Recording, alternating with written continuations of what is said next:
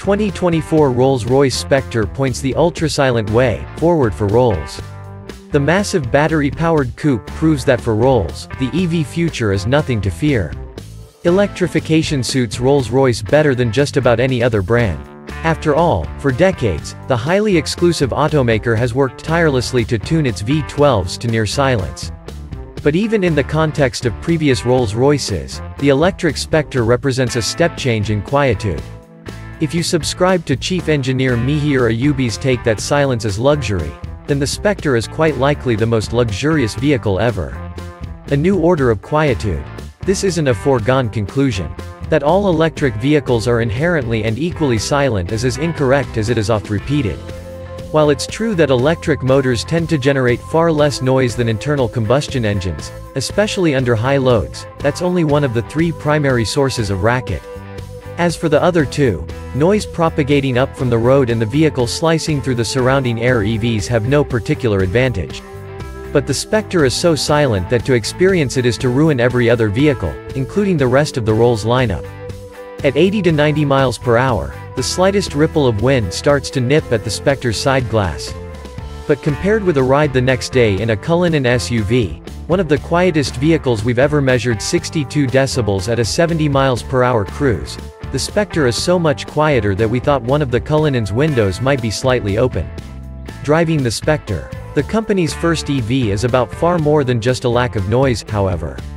Its tires roll so frictionlessly over smooth roads that you could believe you're hovering over the road, although sharp impacts ground those thoughts and serve as a reminder of the weight of the 23-inch wheels and 32-inch tall Pirelli P0 PZ4 Elect tires.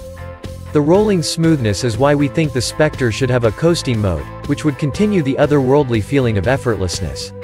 Instead, there's a modest amount of default region, with a B button on the spindly column shifter to increase regenerative braking to the point that it will bring the car to a stop without a touch of the brake pedal, which is a bit long of travel in an attempt to guarantee smoothness.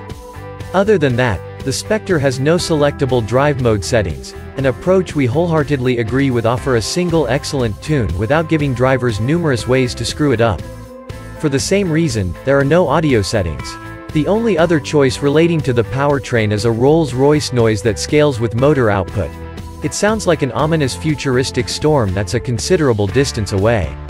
With it off our preference, the motors are perfectly silent. They're also plenty strong, although acceleration isn't bonkers by today's EV standards. Still, a rush to 60 miles per hour in the low 4-second range roughly matches the performance of the brand's V12 models. Those front and rear current excited synchronous motors are borrowed from parent company BMW. There's a 255 horsepower motor in the front and the more powerful 483 horsepower rear unit from the XM60 and the i7 M70. The 102.0 kilowatt-hours battery pack is also shared with BMW and uses the same cells from CATL. Peak output is 577 horsepower and 664 pound-feet, all but equal to the latest twin-turbo V12 in the Phantom sedan. Ayubi says the Spectre uses nearly 400 pounds of sound-deadening materials, as in other Rolls-Royces, and the 1543-pound battery pack is another effective noise blanket. Integrating the large battery pack into the aluminum architecture of luxury was done deftly. The front seats sit just 0.8 inch higher and the rear's 1.2 inches higher than those in the 2009 Phantom Coupe, which served as the Spectre's muse. The pack also is a major contributor to the claimed 30% increase in torsional rigidity over the Rolls-Royce Ghost. That the Spectre is only about 500 pounds heavier than a Cullinan or an i7 feels like about as big of a weight win as a 6,600-pound four-seater can hope for. A high beltline limits the view from the plush seats, with considerable distractions from the gorgeous leather and wood interior materials.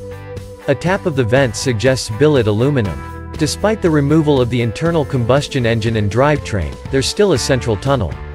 The now familiar Starlight headliner that's dotted with points of light is augmented with a new Starlight doors option, featuring 4,796 additional stars in the doors and the adult-size rear seat area.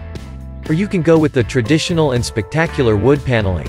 Once you've taken it all in and get on with the business of driving, you'll find that the Rolls' typical steering wheel, thin-rimmed and large diameter, is light in effort but very precise. In a pleasant surprise, it passes along subtle road feedback. Over large swells in the road, the Spectre can be slightly too floaty front to back, but body roll is well controlled. The forward view of the Spectre stuffing its lane makes it feel as massive as it is, but the four-wheel steering and active anti-roll bars let it drive far smaller. At no point when chucking the Spectre through a series of switchbacks at a pace totally unbecoming of its laid-back mission does it fall apart. When you finally must depart the cabin, hang on after a second pull of the door handle, and the door powers open, pulling you along with it. Design continuity. Nothing about the Spectre's arresting presence shouts about the sea change in propulsion, and that's deliberate. The brand's customers are not interested in a stylistic departure as Rolls-Royce transitions all its models to electric propulsion by 2030.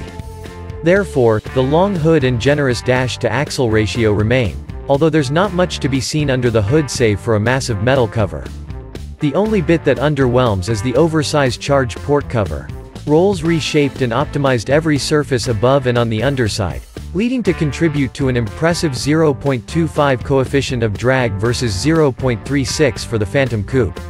Even the Spirit of Ecstasy hood ornament that powers out of the front of the hood contributes, now crouching slightly lower with her flowing robes more extended. The grille slats are mostly closed off since cooling air isn't needed. At nearly 5 feet long, the rear hinged coach doors are the longest Rolls has ever produced, which is why they get a secondary stabilizing latch. The company says research with potential owners showed that they are almost exclusively interested in charging at home and that the Spectre's estimated 260 miles of EPA range is sufficient.